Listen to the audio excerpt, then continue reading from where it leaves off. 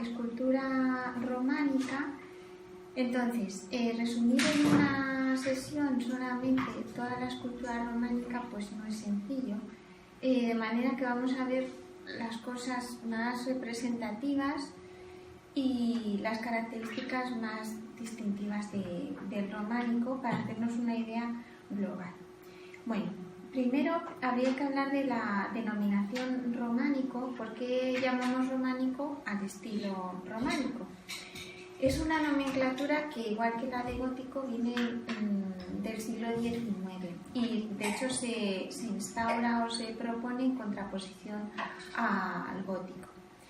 Se veía que todas las arquitecturas, las construcciones que se realizaron después de la caída del imperio hasta la llegada del gótico tenían ciertas similitudes con el arte romano, porque utilizaban la bóveda de cañón y el arco de medio punto, por ejemplo.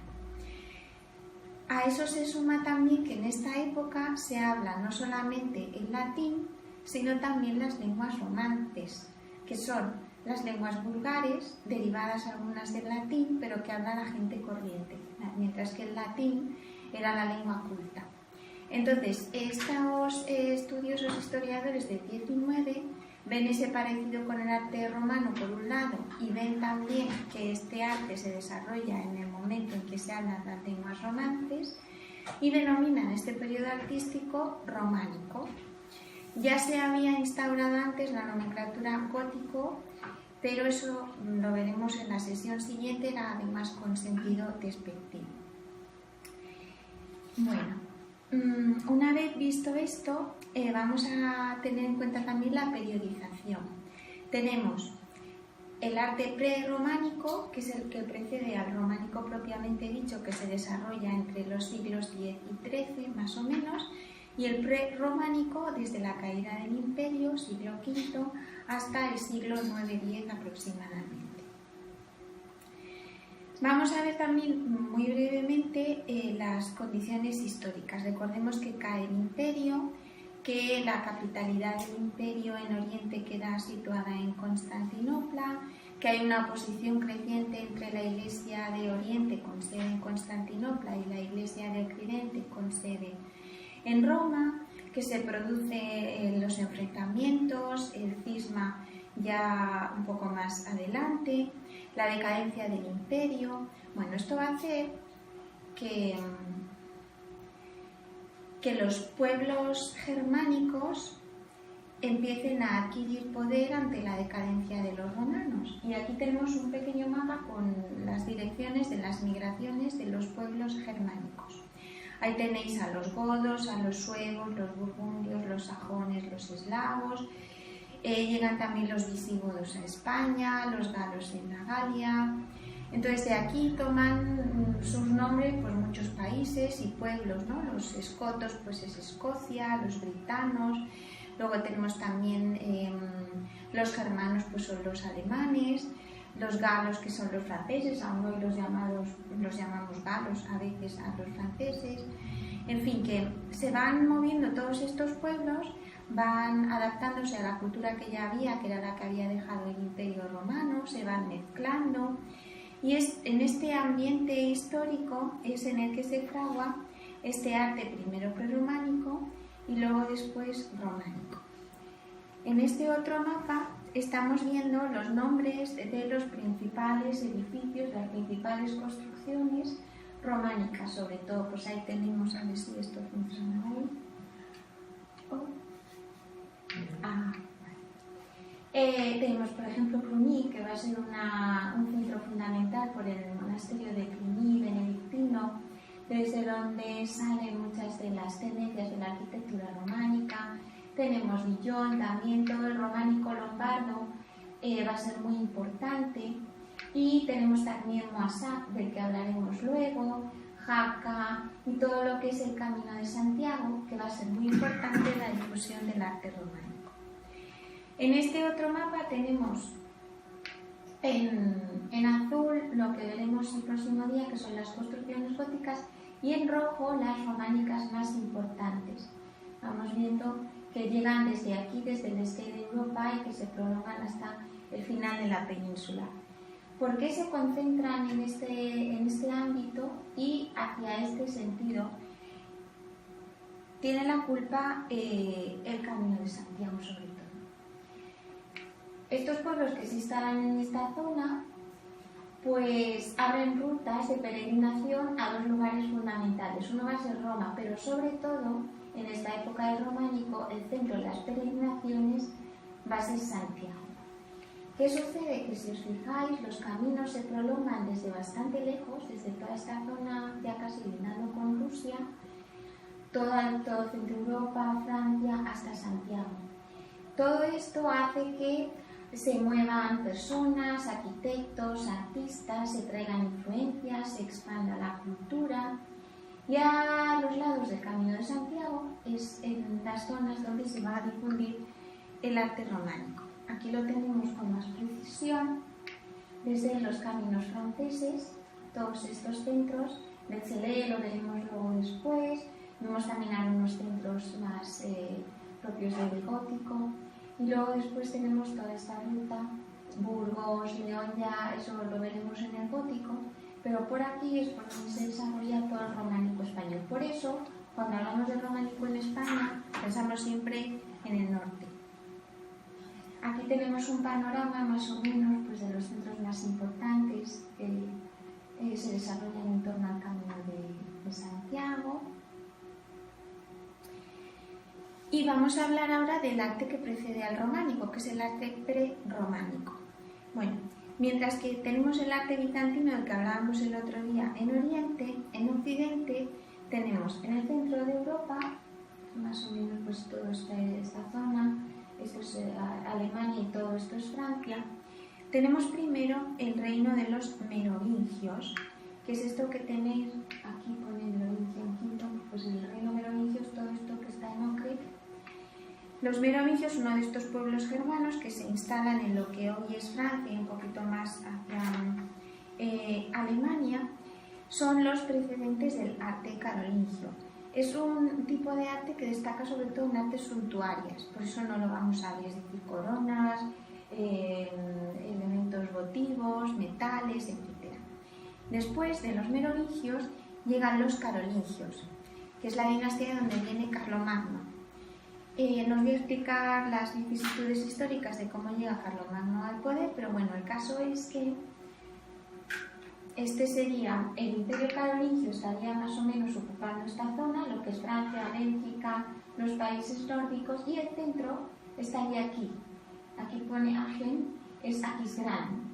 En el límite entre Alemania y Francia está Aquisgrán, que es la capital del Imperio Carolingio, y esto es el arte prerrománico centroeuropeo. En Aquisgrán, Carlomagno construye su palacio y la capilla palatina de Aquisgrán, que es lo único que se conserva, que es esto de aquí. Como veis, destacan también mucho más en lo que es la arquitectura, por eso no lo vamos a ver, pero es necesario ver qué arte hay antes del románico para entender el románico. Y este es el arte, como digo, prerrománico francés, el arte carolingio. Después vamos a ver el arte de los otomanos, que están en el centro de Europa, que es también arte prerrománico. Y esta es una de las obras más importantes de lo que hay antes del románico, estrictamente hablando, que es el Cristo de Jero, está en la Catedral de Colonia y fue realizado entre el 975 y el año 1000. Encontramos aquí la imagen del Salvador, que es totalmente nueva en Occidente, esta iconografía. Es uno de los primeros crucificados de los que tenemos testimonio en el centro de Europa y que está muy bien conservado. Mide 2,88 metros lo que es la cruz y 1,87 el cuerpo de Jesús. Es bastante audaz teniendo en cuenta que estamos en el siglo X-XI por la curvatura hacia el lado, intentando ser naturalista, el rostro que muestra cierto patetismo, cierto pathos. Se llama así el obispo de Jero por el arzobispo que lo encargó. Y este crucifijo tiene la particularidad de contener una gran influencia de Oriente, porque el obispo que lo encarga, el obispo Jero, había tenido que viajar a Constantinopla para buscar esposa para el emperador otomano y se trae la esposa que le busca sus escultores y sus artistas. ¿Qué sucede desde el punto de vista de la representación y contenido, digamos, iconográfico y también espiritual de esta imagen? Que normalmente en Occidente los crucifijos eran así. Que es por ejemplo, es el Cristo de Fernando I, los previos, aunque este es posterior, digamos que los anteriores al de Jero en Occidente eran así. Este es del siglo X-XI. Carecen de pasos, no hay señales de la pasión, es un Cristo tranquilo, muy expresivo, es de marfil. Es muy expresivo por los ojos muy abiertos, pero no hay signos de la pasión. Iconográficamente señalar nada más el hombrecillo que aparece en la parte inferior, que se supone que es Adán, Cristo, el nuevo Adán, y arriba Cristo resucitado. Y las almas que se salvan, que están aquí labradas de marfil alrededor. O también era bastante frecuente encontrar este otro tipo, que es la Majestas Domini, muy frecuente en la zona de Cataluña y la zona del Mediterráneo español, que aparece con la túnica talar y crucificado, es decir, es una mezcla de resucitado, crucificado, donde tampoco aparecen signos de la pasión. En Occidente se enfatizaba más en la parte, en la naturaleza divina de Cristo, en tanto que en Oriente no tenían problemas en representar la parte más humana. O sea, la parte corresponde a la naturaleza humana. Aquí tenemos otra de estas Majestas Domini, vestida y crucificada al mismo tiempo. Este es un tríptico bizantino de marfil, de donde vienen las influencias de ese Cristo de Jero que hemos visto antes. Aquí, como veis, sí que hay signos de la pasión, aparecen los dos soldados con las lanzas. ¿Por qué sucede esto? Principalmente porque en Oriente ha tenido lugar esa lucha iconoclasta, es decir, recordemos, los iconódulos que defendían las imágenes y los iconoclastas que estaban en contra de las imágenes de Cristo y las imágenes religiosas. Como los iconódulos proponían como principal argumento de defensa la encarnación de Cristo, ellos enfatizan en defensa de esta iconografía, de la licitud de las imágenes, la naturaleza humana de Cristo. Por eso reflejan los signos de la pasión sin ningún problema. A ello se une también que a medida que vamos adentrándonos en la Edad Media, el ritual, la liturgia va cobrando cada vez una forma más definida y la Eucaristía va cobrando también mayor importancia en la vida de los fieles. De manera que este tipo de crucificado, que sí que muestra los signos de la pasión, acompaña e ilustra perfectamente el sacrificio de la misa, es decir, la pasión de Cristo renovada en cada sacrificio eucarístico. Entonces tiene este sentido no solamente iconográfico importante, sino también importante desde el punto de vista teológico, litúrgico incluso. Y a partir de este Cristo de Jero, otros Cristos de la misma zona empiezan a adquirir estas mismas características. Aquí tenemos el torso del crucifijo de Gregorio, que también está en Alemania, en Colonia, en Minden, también en Alemania, o esta Cruz del Milagro también en Alemania, Centro Europa, que es donde empieza a difundirse este modelo en base a de la Catedral de Colonia. Bien, esto es un pequeño panorama de lo que es el prerrománico europeo. Y ahora vamos a ver el prerrománico español, que nos resulta a todos más familiar. Bueno, aquí estáis viendo en este mapa por donde se difunde tanto ese prerrománico español como, por ende, el románico español. En esta ilustración pues hay un poco de todo, pues qué tipo de plantas se utilizan, la vestimenta de los monjes, una ciudad medieval, el aspecto exterior, ves aquí el Cristo que hemos visto antes, pinturas que vimos el año pasado como San Clemente de Taúl. En este esquema vemos un panorama visual de lo que era el románico español. Y aquí estamos viendo un pequeño esquema de lo que es el prerrománico español. El prerrománico español se divide en dos etapas, del siglo V al siglo VII, que es el arte visigodo, y del siglo IX al siglo XI, que es el arte asturiano y el arte mozárabe. Del 9 al 10 tenemos el asturiano y el mozárabe del 10 al 11. Aquí solamente voy a poner las referencias a las edificaciones visigodas más importantes que veremos el año que viene. ¿Por qué? desde el punto de vista escultórico son bastante pobres. Utilizan materiales reciclados de construcciones romanas en ruinas, como estáis viendo aquí en San Juan de Baños, por ejemplo, o materiales muy toscos y muy pobres. Esta es Santa Comba de Bande, San Pedro de la Nave. En el caso de San Pedro de la Nave sí que conservamos unos capiteles muy importantes, que son estos dos, donde tenemos el sacrificio de Isaac, prefiguración de Cristo y Daniel entre los leones. Esta iconografía tan típica en el arte cristiano en los primeros siglos que hemos visto. Y luego utilizan decoración vegetal y animal con mucha frecuencia. Esto es un relieve biselado, es decir, que está horadado, creando la sensación de relieve. Entonces, ante la pobreza de materiales, ellos utilizan este tipo de decoraciones, pero desde el punto de vista escultórico son muy poquitas las muestras. Mirad esta, por ejemplo, Quintanilla de las Viñas, que parece una casetilla de agricultor en medio del campo, pues es una de las ermitas visigodas más importantes porque guarda en su interior unos relevantes relieves que están en el arco toral que da acceso al altar, que son las niñas de imposta, el arco con roleos y la imagen de Cristo aquí, y estas dos piedras que están cambiadas de lugar, no sabemos dónde estaban en origen, que tienen estos relieves. Tenemos aquí la imagen del sol, rodeado, flanqueado por dos ángeles, que nos recuerda esa imagen de Cristo Apolo. Este no es el diablo, es la luna, que puede llevar a error y confusión, porque lleva un creciente en la parte superior. Y aquí tenemos una figura femenina que está con las manos en el pecho y una figura masculina con una cruz. Son difíciles de identificar, pues se piensa puede ser la Virgen María o una santa, Jesús con la cruz en la mano o un santo, también son imágenes difíciles de identificar.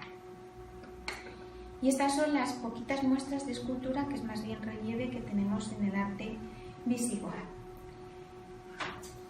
La siguiente etapa es la que corresponde al arte asturiano, que se comprende, pues se llama así, en todo lo que es la región de Asturias. Nosotros estuvimos el fin de semana pasado, el anterior, y la verdad es que merece la pena siempre volver a estos lugares. Entonces voy a hacer igual que con el visigodo, voy a poner nada más que los ejemplos más significativos porque lo veremos con más profundidad al año que viene cuando hablemos de arquitectura. Pues es una arquitectura también muy sencilla, ni siquiera, apenas hay planta de cruz, son plantas cuadradas. Aquí tenemos Santa María de Naranco, que es quizá uno de los ejemplos más famosos. Y os traigo los ejemplos más importantes, como la Cámara Santa de Oviedo, solamente una parte. San Julián de los Prados, es una arquitectura un poquito más grande de tamaño, el periodo también es mejor, hay más esplendor y eso también se nota en la arquitectura. San Miguel de Millo, Santa Cristina de Elena, San Salvador de Valdivios y Santa María del Naranco, que esta sí que tiene ejemplos de escultura más significativos. Santa María del Naranco, que realmente era un palacio con capilla en la parte superior. Y tenemos importante, la diferencia con el arte visigodo lo vemos en que ya no hay esa horadación que veíamos de los relieves biselados, sino que son relieves en superficie.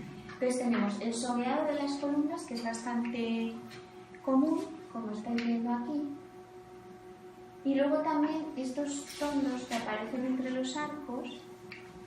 Ahora vamos a ver, los capiteles son temas animales y vegetales con estos sobeados. Sigue la misma tendencia del arte visigodo, es decir, intenta suplir la pobreza y sencillez de materiales con riqueza escultórica. Y luego son interesantes también estos tondos y estas líneas de las impostas de los arcos, en donde aparecen 4 personajes que son militares, caballeros y monjes. Es el ora et labora, es el lema monástico, es lo que se piensa que representan estos personajes, ¿no? Los velatores y los oradores.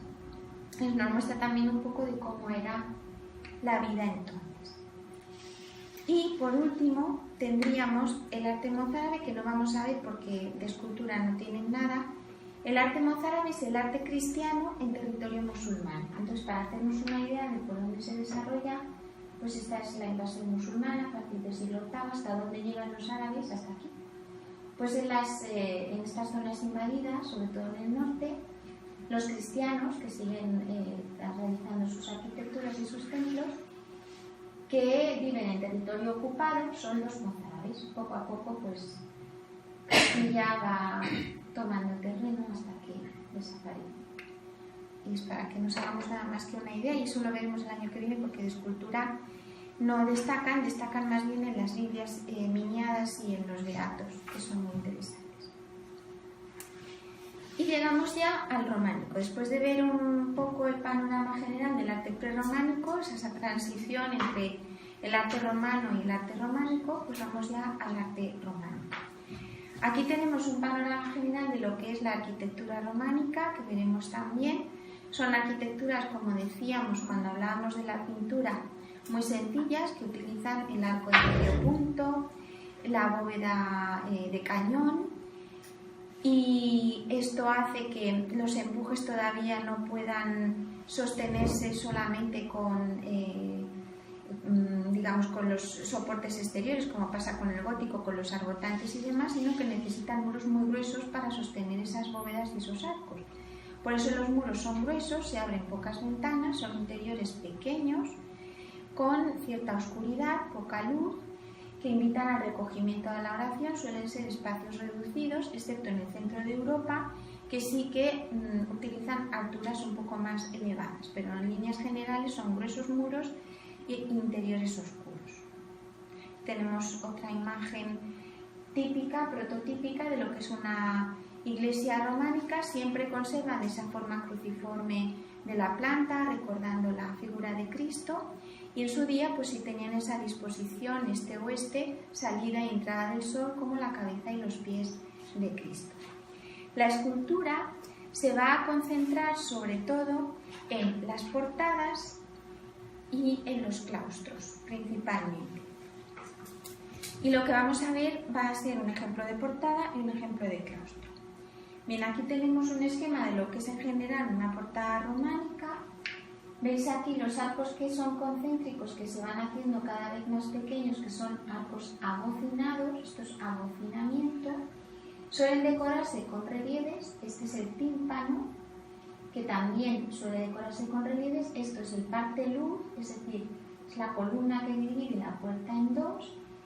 Luego tenemos los basamentos, y aquí suelen colocarse también esculturas. Este abocinamiento invita al fiel a entrar en el templo, y esto tiene también un sentido teológico y litúrgico importante, que lo veremos cuando hablemos del espacio sagrado. Vamos a ver algunos ejemplos de románico europeo, porque es del que bebe el románico español. No olvidemos que muchas de las influencias llegan a España por el Camino de Santiago, por eso hay que conocer un poquito del románico europeo para entender el románico español. Aquí tenemos la Basílica de Santa Magdalena de Betzalel, que citábamos antes, que estaba en Francia, y como veis tenemos la decoración concentrada en la portada, y dentro tenemos esta portada, en donde aparece representado el juicio final. Es el tema más frecuente en este tiempo, el juicio final. Cristo juez, condenados y salvados, a un lado y a otro, y diversas escenas o personajes del Apocalipsis. Esta es Notre Dame de Poitiers. En este caso la decoración escultórica es distinta, porque no hay tímpano, pero sí que hay esculturas en toda la portada y relieves. Aquí tenemos algunas muestras de otro tipo de decoración. Esta es Santa Fe de Conques, también en Francia. Os pongo todos los ejemplos franceses porque en Inglaterra la decoración es mucho más parca, y en Italia los elementos decorativos son más bien arquitectónicos, como en Pavía, en Pisa, etc., más que escultóricos, es decir, arcos, columnillas, etc., más que esculturas. Los ejemplos más importantes de escultura románica los vamos a tener sobre todo en Francia. Esta Santa Fe de Conques, también muy famosa y popular, y veis cómo se vuelve a repetir otra vez el tema del juicio final. Aquí tenemos la bestia, el infierno, las almas bienaventuradas, Cristo juez en el centro, los santos, etc. es este tema que ahora vamos a ver en profundidad en otra portada también. No solamente estas portadas están en las catedrales, también en las abadías, como en la abadía de San Pedro de Moissat, que conserva en su tímpano sur uno de los ejemplos más señeros de la escultura románica, que ha dado lugar a muchísima bibliografía y pues, cuya influencia vamos a ver en España en el ejemplo que he traído. Veis aquí Cristo Juez de nuevo, los 24 ancianos del Apocalipsis con los instrumentos musicales, los tetramorfos, y ahora vamos a profundizar en esta iconografía en la obra completa que vamos a ver. Decoración vegetal en los arcos. Entonces el tema del juicio final va a ser el tema más importante. ¿Veis? También, si recordamos el año pasado cuando veíamos San Vicente de Taúl, como también en esas mandorlas místicas, en esos pantocratos, también estaba Cristo Juez. En ese caso es majestad entronizada. Aquí juzga y ahí ya es Cristo Rey directamente. Y he traído del románico español dos ejemplos de esos dos lugares donde se concentra normalmente la escultura románica, que van a ser el claustro de Silos, por un lado, que es el primer ejemplo, el claustro de Santo Domingo de Silos desde el siglo XI-XII. Y aquí ya vamos a ver algunas de las características con más detenimiento de esta escultura románica que hemos visto. Como vemos, escultura exenta y pocas, casi toda relieve. Es escultura también muy sencilla. Hay algunos intentos de naturalismo y realismo en los gestos y en las posturas, pero como pasaba en pintura, no hay profundidad, no hay perspectiva, porque a las limitaciones técnicas se une también, se suma la idea de reflejar imágenes supraterrenales que no nos recuerden a nada que veamos aquí, como pueda ser la ilusión óptica de la perspectiva, para que nos remitan a esas realidades que representan. En el claustro de Silos van a destacar por un lado los capiteles, y tendremos dos tipos de capiteles. Vamos a tener un total de 36 capiteles que muestran elementos animales y vegetales con una gran influencia islámica. Tenemos en cuenta que estamos en el siglo XI-XII, es decir, que los musulmanes ya han entrado hace 2-3 siglos en la península y dejan su impronta, porque aunque ellos son una religión anicónica, es decir, que no utilizan imágenes religiosas, sí que decoran sus mezquitas y sus edificios con decoración vegetal y animal. Recordemos la Alhambra de Granada, los leones, y las decoraciones vegetales son muy propias. Entonces, el arte románico español, cuando trata temas animales y vegetales, bebe de esa influencia islámica. Es una peculiaridad española. Esto no viene de Europa, evidentemente. Hay otros capiteles historiados que son 9, que son posteriores y se ven el estilo. Este, por ejemplo, representa el descanso en la vida de Egipto y el anuncio del ángel a los pastores. Presenta cierto naturalismo, pero como os digo, estos 9 capiteles historiados son un poco posteriores. Bien, el claustro de Silos, tenemos aquí un croquis, se organiza de la siguiente manera. Aquí tenemos dos paneles, el panel A y el B, que representan la Ascensión y Pentecostés. El panel C y D, que representan el entierro de Jesús y la resurrección y el descendimiento. Después el E y el F, que representan los discípulos de Emaús y la duda de Santo Tomás. Y el C y el H, que son posteriores, se va a ver muy evidentemente en el estilo, que representa la Anunciación y el árbol de Jesús.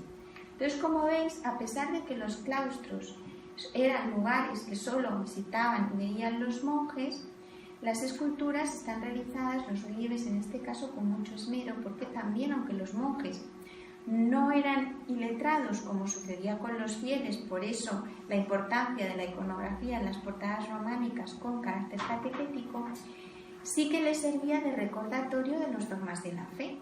Entonces aquí vemos una muestra de cómo las imágenes no solamente son el catecismo de los fieles que no saben leer, que no tienen acceso a las Sagradas Escrituras, sino que también sirven como apoyo a aquellos que sí las conocen, como son los monjes, como nos pasa a nosotros ahora. Podemos saber, porque tenemos acceso, gracias a Dios, a las Escrituras y a toda la documentación que queramos y a los textos sagrados, pero las imágenes siempre nos ayudan. Pues las esculturas y las muestras artísticas de los lugares restringidos para los monjes son un testimonio de ello. Este es el primer panel que representa el descendimiento. Entonces aquí veis pues una ingenuidad que es a la vez muy bella, que más que hablarnos de torpeza técnica, nos habla de la belleza, de los cánones de belleza, entonces esa ingenuidad de la fe. Entonces vemos aquí pues, cómo representan los montículos, lo que es la montaña del Monte del Calvario. Luego tenemos esta especie de lápida que representa pues, la tumba de Adán, como sucedía también en pintura. Tenemos a Cristo que intenta ese gesto naturalista que veíamos en el Cristo de Jero con la torsión del cuerpo, San Juan, Nicodemo, José de Arimatea, los ángeles que portan estas telas, el Espíritu Santo que desciende. De manera que vamos viendo como esta escultura, a diferencia de la gótica, como veremos, aún no es del todo naturalista, pero hay cierto intento de lograr naturalismo, siempre con esa distancia suficiente para representar las realidades sobrenaturales que tiene. Esta es muy audaz porque ha representado el momento en que las tres Marías van al sepulcro, por un lado, es decir, la resurrección arriba, y por otro lado, los soldados que vigilan la tumba y el cuerpo de Cristo muerto. Entonces, como no tenía más que dos paneles para representar estos dos temas, pues el escultor, hasta ahora anónimo, lo ha hecho muy audazmente, utilizando la separación de la lápida para representar las dos escenas, resurrección y entierro de Cristo. Esta es la duda de Santo Tomás, que es bastante evidente. Entonces tenemos aquí representados a los apóstoles, a Tomás. Entonces veis que es muy directo, muy ilustrativo también. No hay sensación de profundidad, pero sí que utiliza todo el arco para representar a todos los apóstoles. Aquí tenemos unas arquitecturas que nos muestran cómo era la arquitectura de la época. Y luego después también es importante destacar cómo en las vestiduras la influencia proviene sobre todo de Oriente. Por eso ese camino de Santiago, veíamos también cómo en el caso de Cristo de Jero, el obispo y la esposa del futuro emperador se traen artistas de allí. Es posible que artistas con influencia bizantina realizaran los relieves de los paños, que siempre aparecen en el himno bizantino muy pegados al cuerpo. Bien, esta es la escena de Pentecostés y vemos cómo sí que distinguimos a la Virgen María, pero no hay individualización de los rostros, como veremos con el tiempo más adelante, incluso dentro del románico, aunque ya en la etapa final. Distinguimos la Virgen en el centro, el Espíritu Santo que desciende y los apóstoles enterrados esperando o recibiendo las llamas del Espíritu. Esta es la ascensión, que también pues, hace gala de esa ingenuidad. Tenemos a todos los discípulos, Cristo ascendiendo, y veis que las nubes se han representado con estas ondas para hacer las veces del cielo.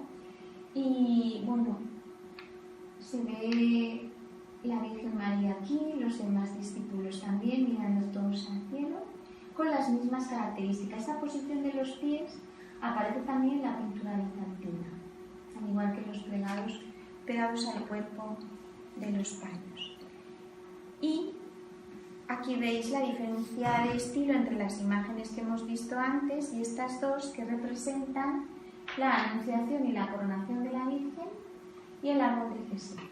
Entonces, como veis, pues el estilo es muy distinto. Esto ya es transición hacia el gótico, donde el naturalismo es mayor, los paños, los plegados son mucho más realistas, la pericia técnica empieza a tener lugar y también aparece un mayor papel del escultor que pone a gala su pericia técnica en estos relieves. Esto en cuanto a ejemplo de qué tipo de esculturas se hacen en los claustros de los monasterios, uno de los lugares donde se concentra, como hemos dicho, la escultura románica. El otro lugar habíamos dicho que eran las portadas. ¿Qué portada hay en España representativa del románico? pues el Pórtico de la Gloria. Aquí yo me debería de levantar y dejar a Óscar que lo tiene fresquito. ¿Cómo tapado? Está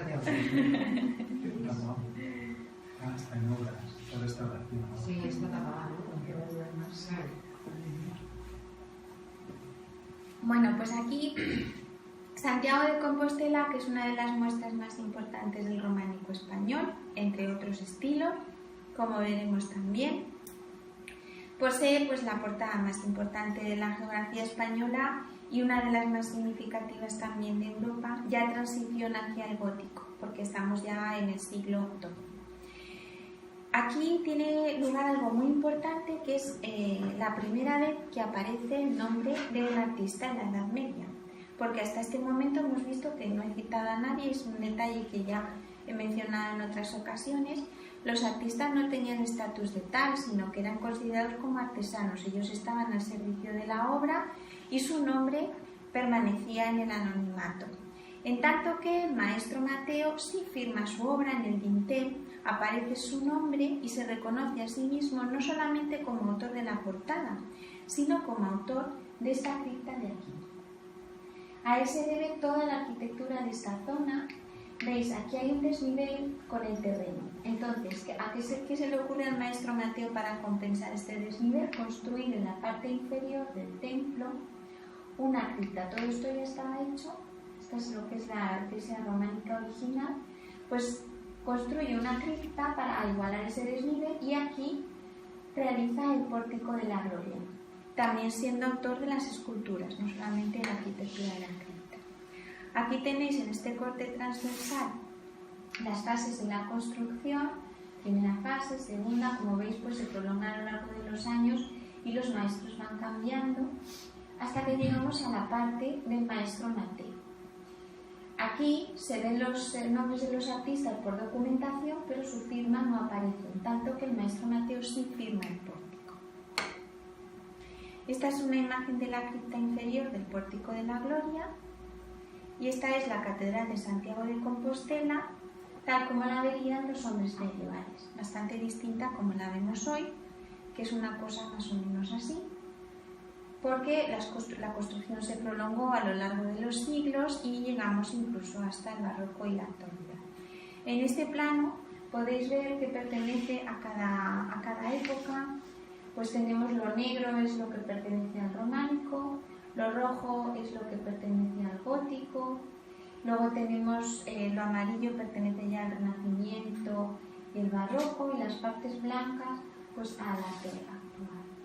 Entonces es un conglomerado de estilos que hace un repaso realmente por toda la historia de la Catedral de Santiago de Compostela.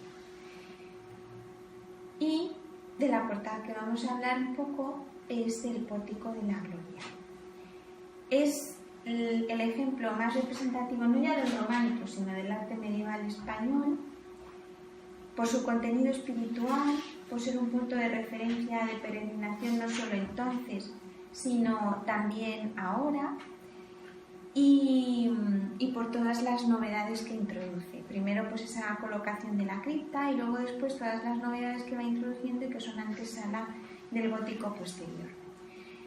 Bien, el programa iconográfico es un programa iconográfico bastante complejo que lo que intenta es ayudar al peregrino, pues como hemos visto en las otras, porque las otras iglesias que hemos visto francesas forman parte también de los caminos franceses de peregrinación hacia Santiago de Compostela y todas tienen este sentido también catequético, ¿no? La vida es un camino, el camino del peregrino también, y al final de la vida nos examinarán en el juicio final y será del amor. Entonces, pues tiene también un sentido y una lectura desde el punto de vista espiritual y teológico muy significativa.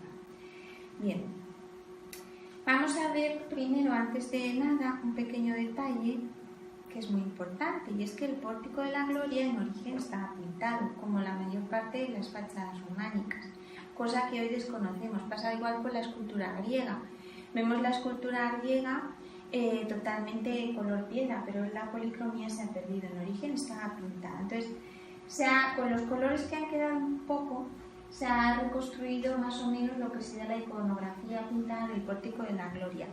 Esta es la Catedral de Orense, en donde sí que hay policromía todavía, y así nos hacemos a la idea de cómo serían estas portadas románicas en todo su esplendor, llenas de color, no como las vemos hoy en piedra.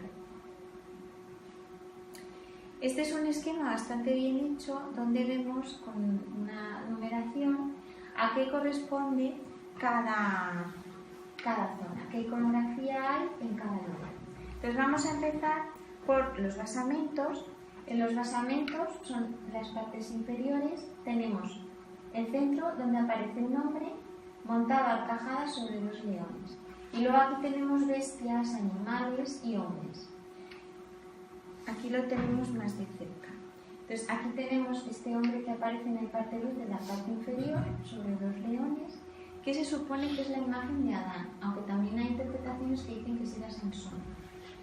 Entonces tiene sentido que fuera Adán, digamos, por frecuencia iconográfica. O sea, en otras representaciones donde en la parte superior aparece Cristo, como aquí, Cristo juez, el que hemos visto en otras imágenes ahora mismo es Adán, ¿no? Como esa referencia de Cristo como nuevo Adán, cuya muerte y resurrección nos redime del pecado cometido por nuestros primeros padres. Después, las imágenes de bestias y animales, pues hay varias interpretaciones. Para unos son las herejías, para otros son la fuerza y las virtudes cristianas. Pues todavía está por saber exactamente qué significan estas imágenes de los basamentos. Después, en el parte luz, la columna central de la puerta, lo que vemos es encima de, vamos a quedarnos con la interpretación de Adán, es la columna que aparece con relieves, es el árbol del Jesé, ese mismo que veíamos en el claustro de Silos. El árbol del Jesé que nos habla de la dinastía del rey David. Entonces vemos aquí a Jesé tumbado, de donde sale el árbol. Tenemos aquí la figura del rey David con el arpa tocando. Aquí tenemos la figura de Salomón y aquí tenemos la figura de la Virgen María. Entonces, hay este sentido ascendente ilustrativo del árbol de Jesús, el árbol genealógico de Jesús. Aquí lo vemos un poquito más detallado y en este otro lo vemos con más precisión. Aquí abajo estaría el rey David, aquí tenemos al rey Salomón y aquí tenemos a la Virgen María sentada en la parte superior, como final antes de Cristo de esta genealogía. En el remate tenemos un capitel que es el capitel de la Santísima Trinidad.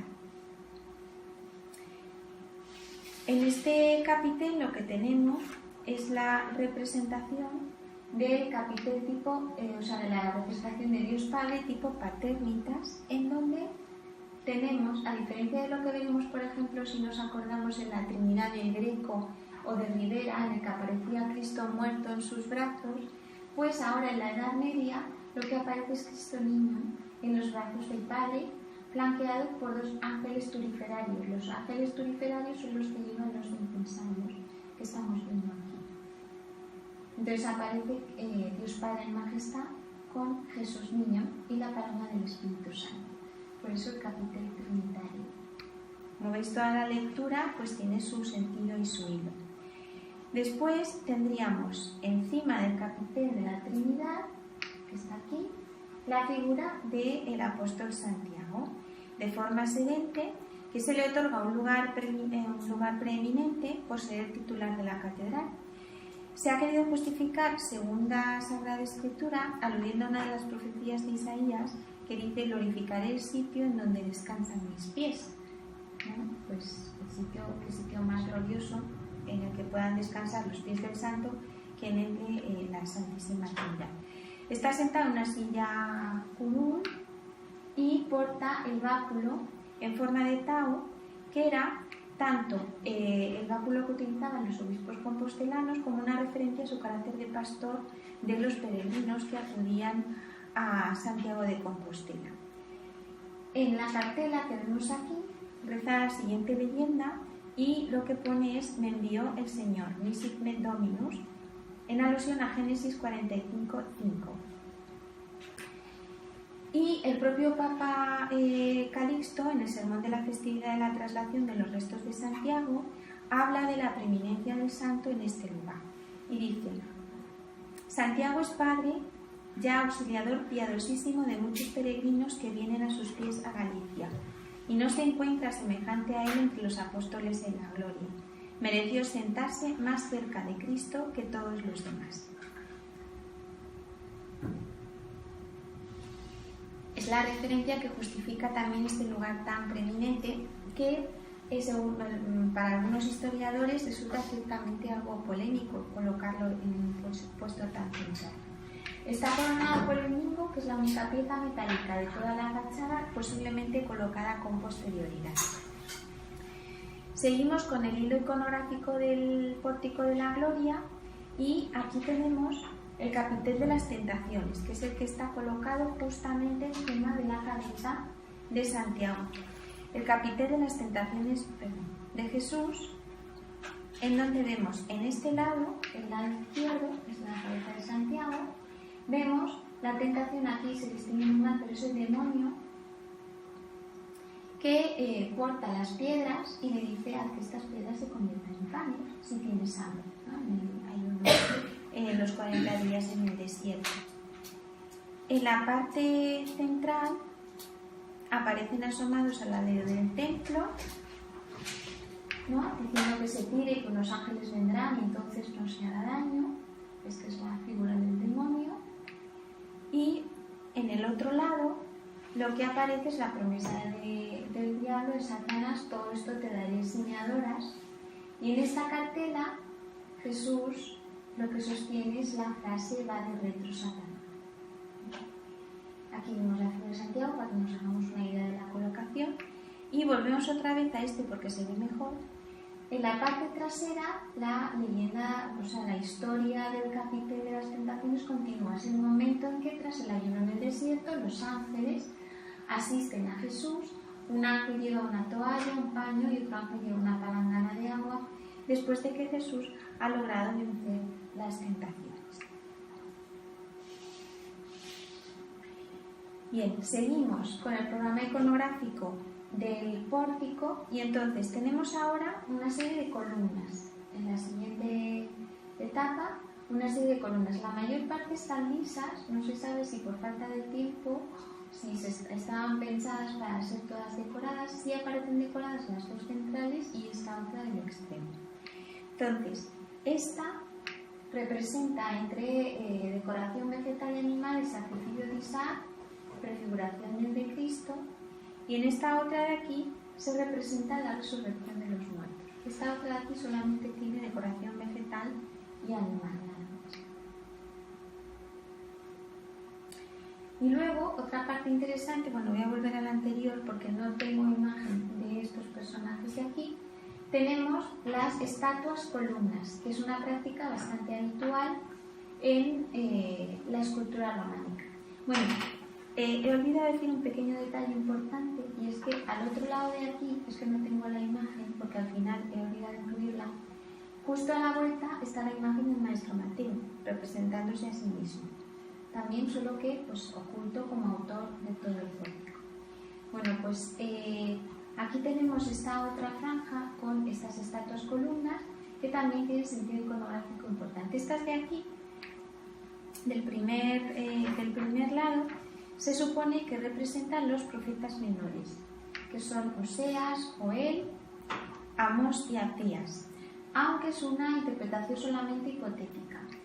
Uno consulta muchas fuentes y libros y cada uno de los historiadores, por semejanzas iconográficas con otros modelos, por suposiciones de tipo de orden teológico en consonancia con el significado global del pórtico, pues se barajan distintas hipótesis, pero nos vamos a quedar con las que son estos profetas menores, Oseas, Joel, Amós y Abdías.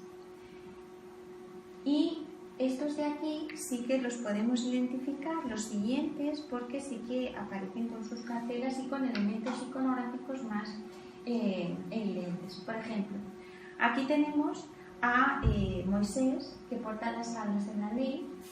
Seguidamente a Moisés tendríamos a los profetas mayores, tenemos a Isaías, a Daniel, que es especialmente importante por el gran naturalismo ya que muestra el rostro. Por eso decíamos que el pórtico de la gloria es la fase final del románico español, ya el anuncio del gótico. Este, por ejemplo, se parece mucho al Maestro de la Sonrisa que vemos en Reims, que se caracteriza por estos personajes siempre sonrientes. Entonces, destaca por su sonrisa, su aspecto juvenil. Y luego después tenemos al profeta Jeremías. Y a todos ellos, como os digo, pues se les identifica por elementos iconográficos como a Moisés o a través de las cartelas. Son 3 profetas y Moisés en primer lugar, como quien dirige al pueblo de Israel. Después, al otro lado, tenemos las imágenes de San Pedro, que está colocado enfrente de Moisés porque, digamos, los dos son pastores del pueblo de Dios. Moisés lo es del pueblo elegido, el pueblo de Israel, y San Pedro lo es del pueblo cristiano, del pueblo que le deja Jesús como legado la Iglesia. Lleva 3 llaves.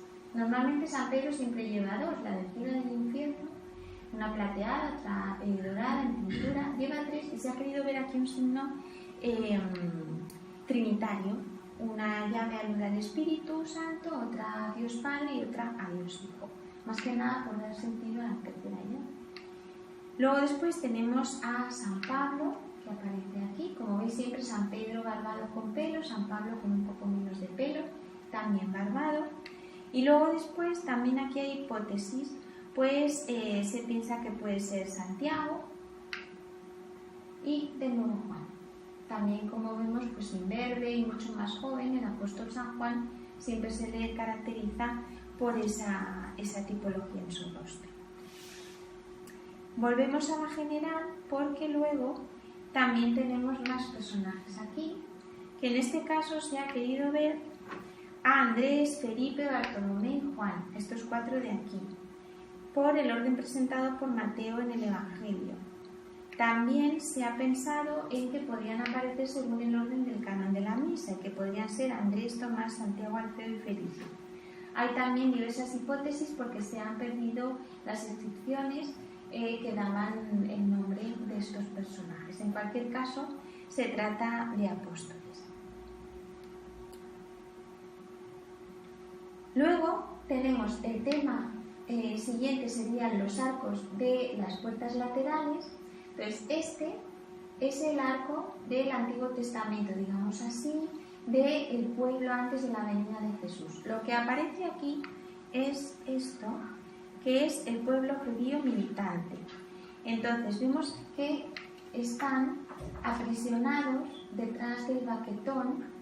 Esto simboliza la antigua ley, que les aprisiona hasta que Jesús trae la ley del amor y viene a dar plenitud a esa primera ley. Lo que aparece en el centro, aquí en la parte central, no he encontrado diapositiva más cerca, es el descenso de Jesús al seno de Abraham, para salvar al pueblo que esperaba en el seno de Abraham la salvación, y tendríamos a Adán y Eva arrodillados delante de Jesús, como veíamos también en pintura el año pasado en uno de los ejemplos.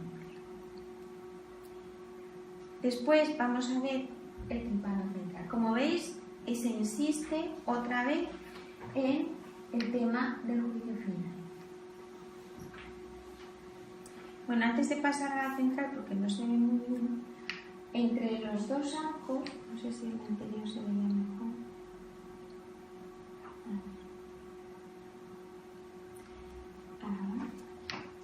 Aquí hay unos ángeles que portan a unos personajes que están siendo llevados desde aquí, desde lo que se supone que es el seno de Abraham, según las interpretaciones de la época, están siendo llevadas estas almas al cielo. Se supone que es aquí donde se está desarrollando el juicio. Y en el centro lo que tenemos es el juicio final. Entonces, aquí abajo está el dintel, en donde el maestro Mateo firma su obra y dice que él puso las piedras del dintel en el año 1188. Y se reconoce arquitecto de toda la obra, desde la cripta hasta lo que es el pórtico. Y lo que estamos viendo aquí es una representación muy fiel del fragmento del Apocalipsis 4 del 2 al 7. Dice Juan: al instante caí en éxtasis. Vi que había un trono en el cielo y uno sentado en el trono. Vi 24 tronos alrededor del trono. Y sentados en los tronos a 24 ancianos con vestiduras blancas y coronas de oro sobre sus cabezas.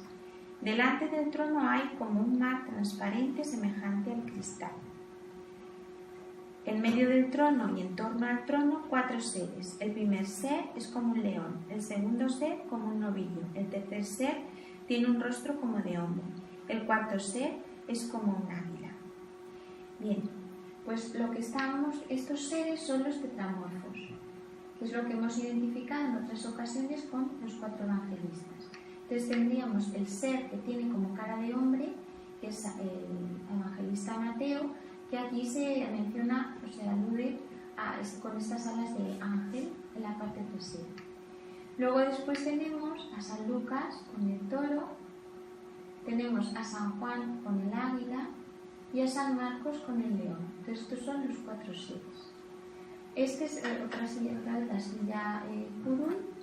Y luego tenemos a los 24 ancianos del Apocalipsis, que son los que tocan estos instrumentos que pertenecen a la visión del Apocalipsis.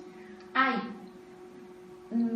instrumentos musicales en todos ellos excepto en 2, y los instrumentos musicales están realizados con tanta precisión que se pudieron reproducir en los años 80 y se utilizaron para dar conciertos medievales.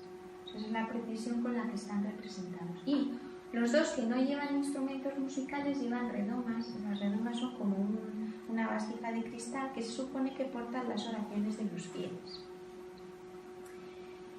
Luego después, en la parte inferior, tenemos los ángeles que están portando las armas Christi, es decir, los instrumentos de la pasión.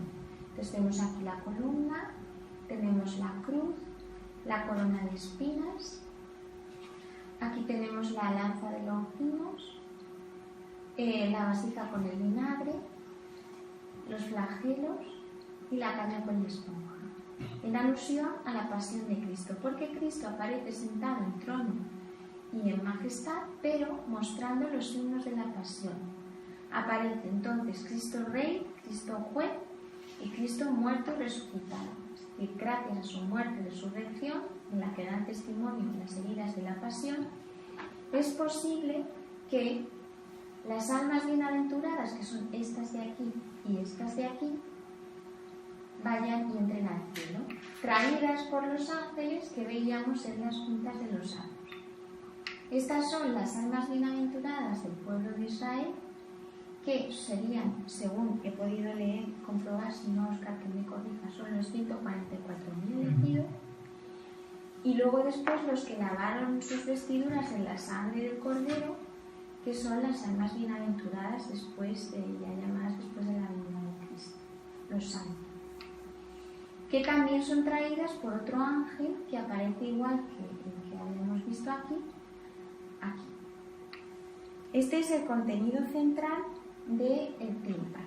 Como veis, tiene un sentido catequético importantísimo para todo peregrino que se acerque al Camino de Santiago, a Santiago de Compostela. Entonces, es la antesala que da razón de por qué veneramos las reliquias de Santiago. Es decir, Santiago de Compostela fue el apóstol que trajo la buena noticia a nuestro país, a la península ibérica, ¿no? Y la buena noticia es la salvación, es la redención por la muerte y resurrección de Cristo. Es el auténtico protagonista de la peregrinación, es realmente Cristo y nuestro encuentro con Él. Y Santiago es el mediador que hace posible que en nuestro país, que la península ibérica, sea evangelizado y venga el mensaje de Cristo, ¿no? Entonces hay que tener muy en cuenta esto para comprender bien el sentido de estas peregrinaciones. Hay un santo mediador, se veneran unas reliquias, las reliquias se veneran y a quien realmente se adora es a quien del que habla el santo al que veneramos, que es Cristo, muerto y resucitado. Y luego, en el otro lado, ya para terminar, lo que tenemos es el juicio estrictamente hablando.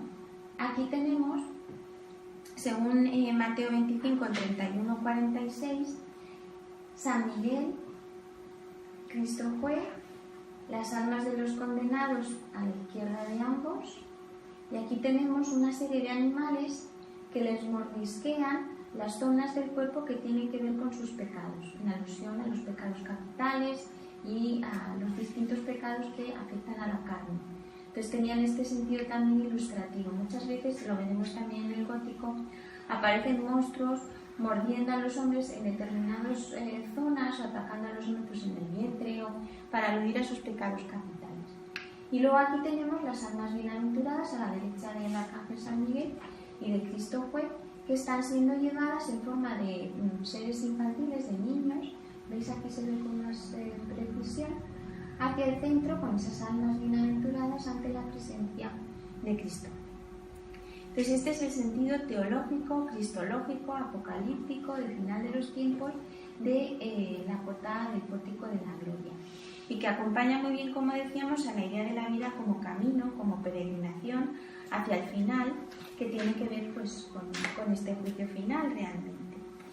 Entonces, veis que, como insisto siempre, las imágenes tienen un valor artístico, histórico, pero desde el punto de vista iconográfico, teológico y también para nuestra espiritualidad, pues son muy importantes, tanto entonces en la Edad Media como hoy en día también. No podemos dejar de ver en estas imágenes una catequesis para nosotros peregrinos hoy en el siglo XXI.